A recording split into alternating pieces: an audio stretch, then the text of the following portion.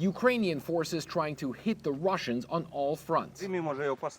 This mortar unit firing in the north of the country, while in the south, Kiev is continuing a counter-offensive trying to capture the Russian-occupied city of Kherson.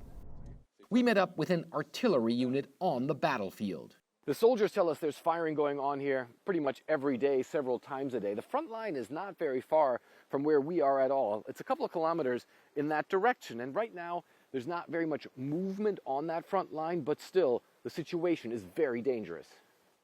Ukraine's defense minister says Kiev's counteroffensive here is complicated by wet weather in the area. But the commander says he believes in the end they will oust the Russians. I know one thing for sure. We will never step back from here. We have no other choice. Only forward. Ukraine has to get back all its territory and borders.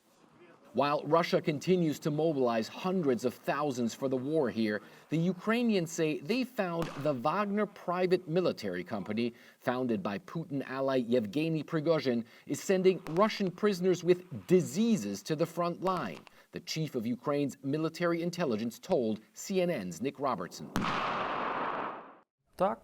І вони навіть їх маркують. They put on them certain wristbands in blue, white, or red color. Every color signifies tuberculosis, hepatitis, or HIV. It's happening on a mass scale. Most of them who were taken prisoners or their dead bodies, which were found in the battlefield, had those wristbands. CNN can't independently verify those claims. As Russian forces continue to lose ground in Ukraine, the Kremlin conducting massive annual nuclear drills involving submarine-launched ballistic missiles and others launched from Russia's fleet of strategic bombers. While the Russians notified the U.S. about the drills well in advance, Russian President Vladimir Putin with a clear warning to Washington.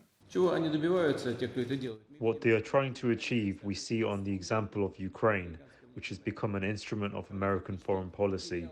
The country has practically lost sovereignty and is directly controlled from the United States. But the Ukrainians on the front line say they are fighting for their own freedom, not for anybody else. Fred Pleitkin, CNN, Mykolaiv, Ukraine.